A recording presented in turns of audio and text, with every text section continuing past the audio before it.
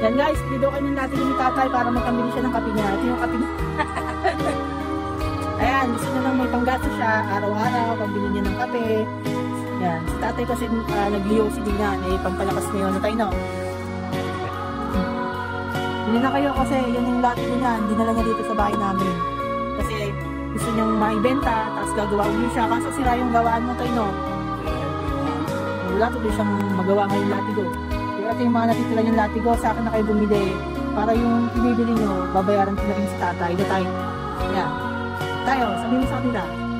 Ano masasabi niya sa mga susuporta at sumusuporta?